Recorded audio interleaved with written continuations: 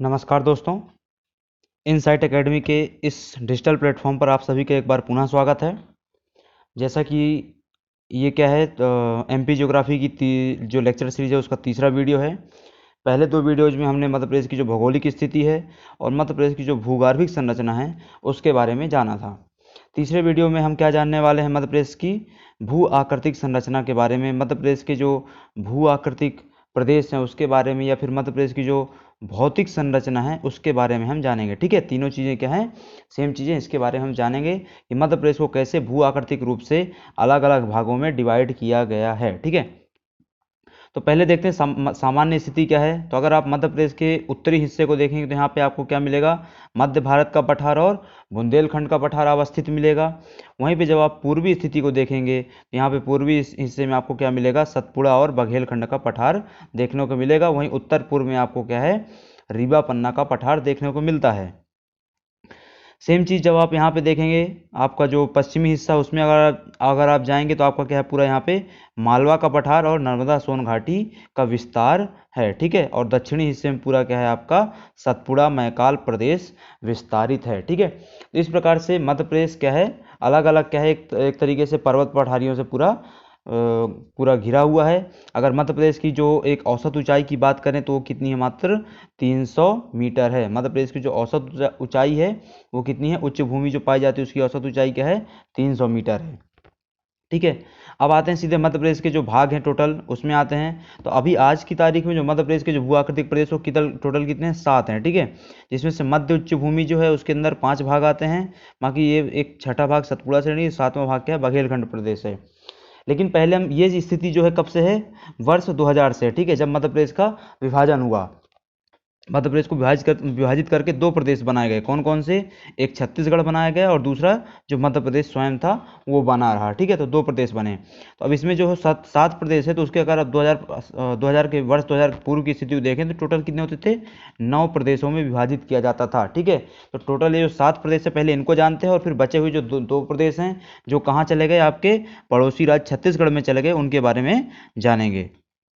सबसे पहले देखते हैं जो टोटल 7 प्रदेश है उसमें कौन कौन से हैं। तो जो मध्य उच्च भूमि है जिसकी औसत ऊंचाई हमने क्या देखी, 300 मीटर देखी, उसमें टोटल 5 भाग आते हैं। कौन कौन से, एक तो मध्य भारत का पठार आता है। ठीक है, आप इसमें देखिए। ठीक है, इस यहाँ पे तो आपका क्या है, मध्य भारत का पठार है। ये क्या है, मध्य भारत का पठार जो कहाँ फैला हुआ है, आपके ग्रिड प्रदेश में फैला हुआ है। ग्रिड प्रदेश में क्या है, विस्तारित है। ठीक है, ये टोटल कितना है, 10.6% है। टोटल जो एरिया मध्य प्रदेश का उसका कितना है, लगभग 10.5% के आसपास है। ठीक है, दूसरा क्या आता है आपका, बुंदेलखंड का पठार। बुंदेलखंड का पठार क्या है आपका, ये दो हिस्सों में है। ठीक है, एक हिस्सा इधर आपका ये टीकमगढ़ और निवाड़ी और दतिया वाला हिस्सा, और एक हिस्सा ये रहा। ठीक है, तो ये पूरा हिस्सा क्या कहलाता है, आपका बुंदेलखंड का पठार है, जो प्रदेश की कुल भूमि का कितना है, 7.7% है। ठीक है, तीसरा जो है मध्य उच्च भूमि का हिस्सा, जो प्रदेश का सबसे बड़ा क्या है, प्राकृतिक प्रदेश है, प्राकृतिक भाग है, वो है मालवा का पठार, जो कितना है आपका, मालवा का पठार पूरा 28% है। ठीक है, ये आपका पूरा मालवा का पठार। ठीक है, मालवा का पठार जिसके दक्षिणी भाग में क्या है, आपकी नर्मदा सोन घाटी है। उसके यहाँ पे उत्तर पूर्वी भाग में क्या है, रीवा पन्ना का पठार है, और उत्तर में क्या है आपका पूरा बुंदेलखंड और मध्य भारत का क्या है, पठार विस्तारित है। ठीक है, मालवा के पठार के उत्तर में। तो ये क्या था, आपका मालवा का पठार था। अगला जो हिस्सा आता है मध्य उच्च भूमि का वो क्या है, नर्मदा सोन घाटी जो 26% है, और रीवा पन्ना का पठार जो कि लगभग 10.5% है, 10.3% है। तो ये क्या थे, 5 भाग हो गए। बाकी जो 2 भाग है वो क्या है, सतपुड़ा श्रेणी प्रदेश है जो 11% है, और एक क्या है, पूर्वी पठारी प्रदेश, या उसी क्या बोलते हैं, बघेलखंड का प्रदेश जो मात्र 7% है, जो प्रदेश का सबसे छोटा प्राकृतिक प्रदेश है, विभाजन है। तो अब यहाँ से आपको 2 पॉइंट अच्छे से याद रखने, 2 से 3 पॉइंट। टोटल 7 भागों में विभाजित किया गया है। सबसे बड़ा मालवा का पठार है और सबसे छोटा बघेलखंड का पठार है। तो ये 7 हो गए। इसके अलावा जो 2 बचते हैं, जो वर्ष 2000 की पूर्व की स्थिति जो टोटल ना होते थे, उसमें जो 2 हिस्से थे वो क्या थे, आपके महानदी बेसिन था एक, महानदी बेसिन सीरीज बात है आज की तारीख में छत्तीसगढ़ में बहती है, तो वहाँ चला गया होगा। एक दूसरा क्या था, दंडकारण्य। कौन सा, दंडकारण्य प्रदेश। ठीक है, दंडकारण्य प्रदेश, दंडकारण्य जो पूरा जंगल है आपका, वहाँ की उच्च भूमि है वो कहाँ है आज की तारीख में, छत्तीसगढ़ में अवस्थित है। ठीक है, इस प्रकार से ये क्या हो गया, टोटल आपके विभाजन हो गया। अब इन विभाजन को हमको क्या है, थोड़ा डिटेल में सबके बारे में देखना है। इसमें सबसे पहले आ जाता है आपका मध्य भारत का पठार। मध्य भारत के पठार की अवस्थिति हमने देखी हुई है कि आपका जो ग्वालियर और चंबल संभाग है, क्या है आपका जो ग्वालियर और चंबल संभाग है वो पूरा क्या है, मध्य भारत के पठार में ही क्या है आपका अवस्थित है। ठीक है, इसमें देखते हैं इसकी स्थिति के बारे में। हमने क्या देखा कि इसके दक्षिण में मालवा का पठार है। अब यहाँ पे आप नक्शे में देखिए सीधे, इसके दक्षिण में क्या है, मालवा का पठार है। उत्तर में यहाँ पे क्या है आपकी यमुना नदी बहती है। इसके पश्चिम पूर्व में जाएंगे आप तो बुंदेलखंड का पठार मिलेगा, और इसके पश्चिम में जाएंगे आपको तो राजस्थान में अरावली का प्रदेश पूरा मिलेगा आपको। ठीक है, यहाँ की जो जलवायु है कैसी है, महाद्वीपीय प्रकार की है। अपने प्रदेश की जो अधिकांश जलवायु कैसी है, महाद्वीपीय प्रकार की ही है। ठीक है, यहाँ पे जो मृदा पाई जाती है वो किस प्रकार की है, जलोढ़ मृदा। ऐसा क्यों है, क्योंकि यहाँ पे नदियों के द्वारा कटाव के द्वारा इस मृदा का निर्माण किया गया है। ठीक है, यहाँ पे जो कृषि कार्य होता है वो प्रमुखता किस चीज़ का किया जाता है, धान का, सरसों का। ठीक है, आपका जो ये मध्य भारत का पठार क्या है, इसको सरसों का क्या बोला जाता है, गढ़ बोला जाता है, सरसों का केंद्र बोला जाता है, सरसों का कटोरा बोला जाता है। किसको, मध्य भारत के पठार को। क्यों, क्योंकि आपका जो भिंड मुरैना पूरा ये जो एरिया है यहाँ पे सरसों राई का क्या है बहुत अत्यधिक उत्पादन होता है। ठीक है, अब यहाँ पे जो खनिज मिलते हैं आपके क्या है, वो चीनी मिट्टी और चूना, ये क्या है खनिज मिलते हैं। मुख्य नगर यहाँ पे क्या है आपको पता है, ग्वालियर, भिंड, मुरैना, श्योपुर, ये सब हैं। जो यहाँ पे दर्शनीय स्थल है वो आपका क्या है, जैसे ग्वालियर का दुर्ग हो गया, आपको ग्वालियर में मिलेगा। उसके अलावा यहाँ पे शिवपुरी में आपको क्या है, कूनो पालपुर मिल जाएगा, पालपुर कूनो राष्ट्रीय उद्यान मिल जाएगा। ठीक है, तो ये क्या है यहाँ पे दर्शनीय स्थल है। नदियाँ कौन सी बहती हैं यहाँ से, तो ये आपकी जो प्राकृतिक सीमा बनाती है मध्य प्रदेश और राजस्थान के बीच में, कौन सी नदी, चंबल नदी आपकी तो पहली प्रमुख नदी वो हो गई। इसके अलावा उसकी सहायक नदी काली सिंध होती है, कुमारी होती है, तो ये सब नदियाँ वहाँ पे मिलती हैं। ठीक है, और यहाँ पे उद्योग क्या चल रहा है आपका, तो बानपुर चल रहा है मुरैना में आपका, और उसके अलावा मालनपुर चल रहा है भिंड में। ठीक है, तो ये आपका उद्योग प्रदेश है। तो ये पूरा क्या था आपका मध्य भारत का पठार था, मध्य उच्च भूमि के तहत। जो दूसरा आता है आपका मध्य उच्च भूमि के तहत भाग, वो क्या है, बुंदेलखंड का पठार। बुंदेलखंड का पठार की सीधे अवस्थिति देखते हैं वो कहाँ है, तो आप बुंदेलखंड के पठार को कहाँ पाएंगे, ये यहाँ पाएंगे। ठीक है, अब बुंदेलखंड के पठार की अवस्थिति में देखेंगे तो आपका इधर पे क्या देख पाएंगे, आप गंगा यमुना का मैदान पाएंगे। यहाँ पे क्या है, पूर्वी हिस्से मध्य भारत का पठार है। उसके अगर आप इधर दक्षिणी हिस्से में चले जाएंगे तो आपको क्या मिलेगा, मालवा का पठार भी मिलेगा और रीवा पन्ना का पठार भी अवस्थित मिलेगा आपको। ठीक है, तो ये क्या है, इसकी अवस्थिति है। इसका विस्तार कहाँ है, दतिया, शिवपुरी, छतरपुर, टीकमगढ़, निवाड़ी जिले हैं जो यहाँ पे हमने देखा। ठीक है, यहाँ पे जो जितने जिले हैं आपके, इधर पे क्या हो जाएगा आपका दतिया हो जाएगा, यहाँ पे निवाड़ी, टीकमगढ़, यहाँ पे छतरपुर हो जाएगा आपका। तो ये सब इन जिलों में विस्तारित है। जलवायु कैसी, महाद्वीपीय प्रकार की जलवायु, इस चीज़ को हम पहले भी समझ चुके हैं। यहाँ पे जो मृदा है वो कौन सी मृदा पाई जाती है, काली लाल दोमट मृदा पाई जाती है। और इसके अलावा गेहूँ, ज्वार का, दलहन का, तिलहन का खेती होती है। और जो प्रमुख खनिज है आपका वो क्या है, हीरा है। ठीक है, क्योंकि पन्ना जिला भी इसके तहत थोड़ा बहुत क्या होता है, कवर होता है। ठीक है, अब चलते हैं तीसरा मालवा के पठार में। सबसे पहले मालवा के पठार की अवस्थिति देखते हैं। तो आपका ये जो पूरा प्रदेश है क्या है आपका, मालवा का पठार है। मालवा के पठार की अवस्थिति में देखिएगा आप तो इसके उत्तरी भाग में क्या है, मध्य भारत का पठार है। इसके अगर आप उत्तर पूर्व में जाएंगे तो क्या है आपका, रीवा पन्ना और बुंदेलखंड का पठार है।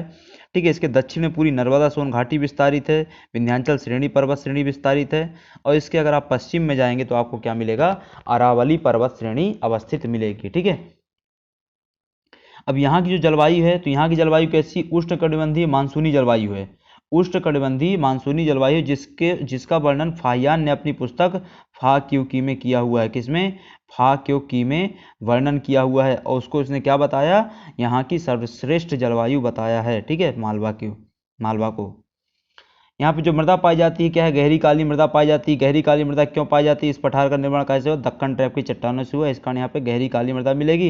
और गहरी काली मृदा में क्या है, कपास, सोयाबीन, गेहूं, इन सब फसलों का क्या है, अच्छा उत्पादन होता है, इसलिए इनकी खेती की जाती है।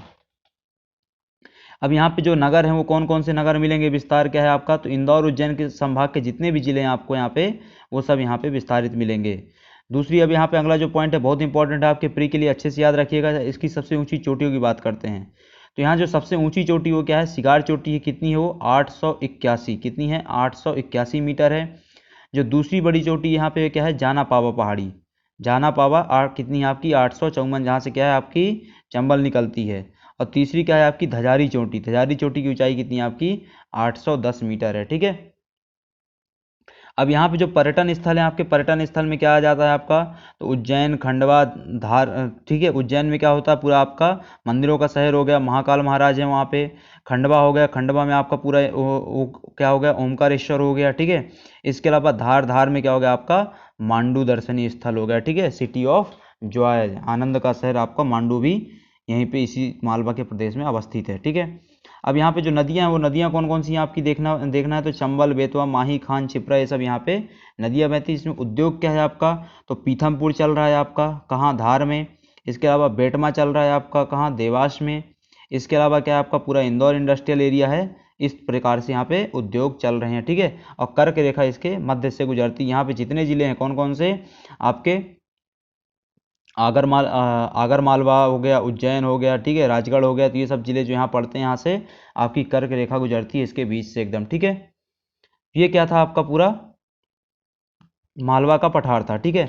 आगे चलते हैं रीवा पन्ना के पठार में, ठीक है। रीवा पन्ना के पठार को देखते हैं। रीवा पन्ना का पठार सबसे पहले उसकी अवस्थिति देखते हैं। तो आपका रीवा पन्ना का पठार ये रहा, ठीक है। अब रीवा पन्ना के पठार की अवस्थिति में क्या पाएंगे आप, कि इसका जो उत्तरी हिस्सा है, उत्तर पश्चिम का हिस्सा, यहाँ पे क्या है, बुंदेलखंड का पठार है। उसका जो इधर दक्षिण का हिस्सा है या दक्षिण पूर्व का हिस्सा बघेलखंड का पठार है। दक्षिणी के हिस्से में क्या है, नर्मदा सोन घाटी है। और इधर दक्षिण पश्चिम में क्या है आपका, मालवा का पठार है इसके, ठीक है, किसके, रीवा पन्ना के पठार में।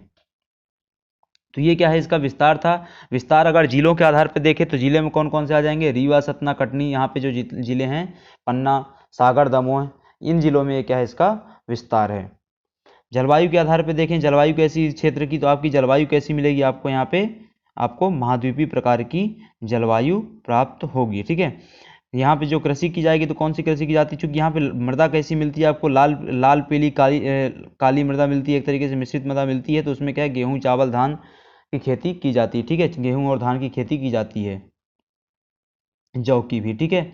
अब यहाँ पे जो खनिज मिलेगा वो खनिज क्या है आपका, चूना पत्थर, गेरू, हीरा, ये सब क्या है आपके खनिज मिलेंगे। चूना पत्थर हो गया, गेरू हो गया, हीरा हो गया, ये सब खनिज यहाँ से प्राप्त होते हैं। पर्यटन स्थल क्या है यहाँ पर, तो पर्यटन स्थल जो प्रदेश का सबसे ऊंचा जो वाटरफॉल है, चचाई जलप्रपात, वो है यहाँ पे पर्यटन स्थल है रीवा में, ठीक है। इसके अलावा बहुटी है, मैहर है, चित्रकूट है। मैहर आपकी क्या है, संगीत नगरी है हमारे प्रदेश की। चित्रकूट हो गया जहाँ भगवान राम ने अपना जीवन अपना कुछ समय यहाँ व्यतीत किया, ठीक है। तो ये आपको क्या मिलेगा, रीवा पन्ना के पठार में ही अवस्थित मिलेंगे ये सभी क्षेत्र। यहाँ से जो नदियाँ बहती है उसमें कौन सी प्रमुख नदी है, तो टोंस, केन और बीहड़, ठीक है। आपकी टोंस नदी हो गई, केन नदी हो गई और बीहड़ नदी हो गई, जो इस प्रदेश में क्या होती हैं, प्रवाहित होती हैं, ठीक है। यहाँ पे जो उद्योग चल रहे हैं, जो प्रमुख उद्योग इस क्षेत्र का क्या है आपका, सीमेंट उद्योग। कौन सा उद्योग, सीमेंट उद्योग चल रहा है यहाँ पे। कहाँ कहाँ सीमेंट उद्योग है, तो सबसे ज़्यादा संकेंद्रण कहाँ है आपका, उसका सतना में। उसके अलावा और रीवा और कटनी में भी क्या है, उसके केंद्र मिल जाएंगे। बाकी इसके अलावा यहाँ पे क्या चल रहा है, कत्था उद्योग चल रहा है आपका शहडोल में, ठीक है। और हीरा तराशने के कारखाने भी यहाँ पे लगे हुए हैं। आगे चलते हैं, आपका नर्मदा सोन घाटी अगला आपका जो है विभाजन है, नर्मदा सोन घाटी, पांचवा विभाजन, एक तरीके से आपका मध्य उच्च भूमि का आखिरी विभाजन जो है। इसको देखते हैं, नर्मदा सोन घाटी यहाँ पर कहाँ है, तो इसमें देखिए आपका ये जो पूरा भाग है आपका नर्मदा सोन घाटी, आपकी नर्मदा और सोन नदियाँ यहाँ से निकलती हैं, सोन इधर चली जाती है, आपकी नर्मदा इधर आ जाती है। तो ये पूरा क्षेत्र क्या कहला गया, नर्मदा सोन घाटी का क्षेत्र कहला गया, जिसके दक्षिण में पूरा क्या फैला हुआ है आपका, सतपुड़ा प्रदेश फैला हुआ है। उसके उत्तर में मालवा और रीवा पन्ना प्रदेश विस्तारित है, मालवा और रीवा पन्ना, ठीक है। अब यहाँ पे जितने जिले आएंगे, ठीक है, आपके इधर पे क्या हो जाएगा आपका, खरगोन हो जाएगा, खंडवा हो जाएगा। यहाँ पे आपके क्या पूरा जबलपुर वगैरह जितने जिले पड़ेंगे, जबलपुर, मंडला वगैरह, ये सब क्या हो जाएगा, इन जिलों में इसका विस्तार हो जाएगा, ठीक है। इसके बाद क्या है, इसमें जलवायु कैसी है, तो उष्ण उष्ण महाद्वीपीय जलवायु है। जैसे क्या थी, उष्ण महाद्वीपीय जलवायु आपके मालवा प्रदेश की भी थी, फाहियान के द्वारा बताई हुई, वैसे ही क्या है यहाँ की भी है। यहाँ पे जो कृषि कार्य किया जाता है, किन फसलों को उगाया जाता है यहाँ पे, कपास, गेहूं, सोयाबीन। ऐसा क्यों, क्योंकि यहाँ पे गहरी काली मृदा पाई जाती है। गहरी काली मृदा मालवा प्रदेश में पाई जा रही थी और यहाँ भी पाई जाती है, इस कारण फसल क्या है, उत्पादन सेम होता है। यहाँ पे जो खनिज पाए जाते हैं वो क्या है, संगमरमर है, मैंगनीज है, चूना पत्थर, ये सब खनिज पाए जाते हैं। और पर्यटन स्थल यहाँ पे प्रमुखता क्या है, ओमकारेश्वर, अमरकंटक, मांडू, ये सब पर्यटन स्थल हैं जहाँ पे आपका क्या है, कुछ दर्शनीय स्थान अवस्थित हैं, ठीक है। आगे चलते हैं, जो अगला विभाजन आ जाता है आपका मध्य उच्च भूमि के बाद बघेलखंड का पठार, यह क्या है, पूर्वी पठार। ठीक है, अब बघेलखंड के पठार या पूर्वी पठार की अगर आप स्थिति देखेंगे तो आप उसको कहाँ पाएंगे, ये है आपका बघेलखंड का पठार, जिसके उत्तर में क्या है आपका रीवा पन्ना का पठार, उसके क्या है दक्षिण पश्चिम में क्या है सतपुड़ा, मैकाल और नर्मदा घाटी प्रदेश। ठीक है, सतपुड़ा मैकाल पर्वत प्रदेश और नर्मदा घाटी प्रदेश अवस्थित है, और बाकी यहाँ पे क्या है पूरा छत्तीसगढ़ का मैदान विस्तृत है। ठीक है, छत्तीसगढ़ का मैदान विस्तृत है। इसमें देखते हैं अब क्या है, इसकी जलवायु कैसी, मानसूनी जलवायु है। विस्तार आपको पता ही है, यहाँ पे कौन कौन से जिले पाए जाते हैं, आप बघेलखंड के पठार में स्वयं देख लीजिए कि यहाँ पे सीधी, सिंगरौली, शहडोल, अनूपपुर ये सब जिले अवस्थित हैं, तो इन सब जिलों में ये अवस्थ पाया जाएगा। ठीक है, यहाँ पे क्या है लाल पीली मृदा पाई जाएगी। कौन सी मृदा पाई जाएगी, अच्छे से याद रखिएगा, लाल पीली मृदा पाई जाएगी, जिसमें क्या है चावल, अलसी, इन सब की खेती की जाती है प्रमुख तौर पर।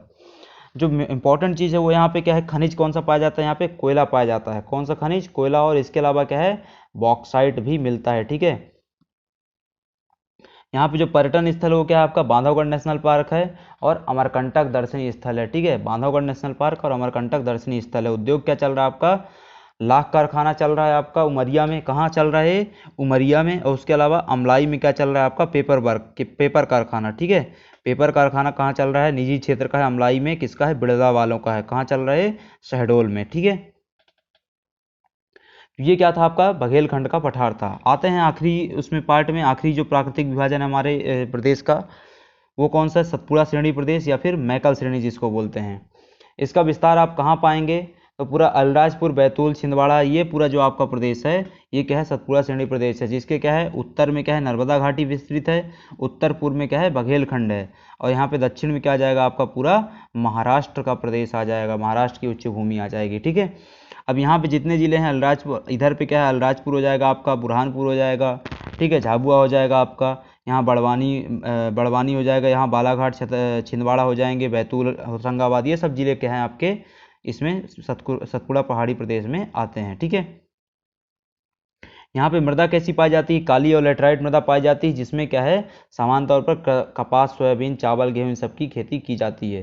यहाँ पे जो नदियाँ हैं वो कौन सी नदियाँ हैं आपकी, तो ताप्ती, तवा और नर्मदा प्रमुख नदियाँ यहाँ पे, ताप्ती, तवा और नर्मदा। और खनिज अच्छे से याद रखना है आपको, खनिज कौन से पाए जाते हैं यहाँ पर, तो तांबा और मैग्नीज। जो आपका क्या है यहाँ पर, जो आपका ये जो रीजन है बालाघाट और छिंदवाड़ा, इसमें क्या पाया जाता है, इस रीजन में आपका पूरा तांबा और मैग्नीज पाया जाता है। ठीक है, तो इस लेक्चर सीरीज में हमने पूरा डिस्कस किया कि मध्य प्रदेश के जो प्राकृतिक विभाजन है वो कौन कौन से हैं। आपके महत्वपूर्ण काम की जो चीज़ है इस मैप को अच्छे से याद कर लीजिए आप, इस मैप में आपके काम की चीज़ें मिल जाएंगी। जैसे क्या है ये पूरा प्रदेश सातों विभागों में सबसे बड़ा प्रदेश ये हो जाता है आपका, सबसे छोटा प्रदेश ये हो जाता है। तो इस सामान्य चीज़ यहाँ पे लिखी गई। ठीक है, सर्वोच्च चोटी शिगार चोटी हो जाती है, तो ये सब सामान्य चीज़ें लिखी हुई, इसको अच्छे से याद कर लीजिए, कंठस्थ कर लीजिए।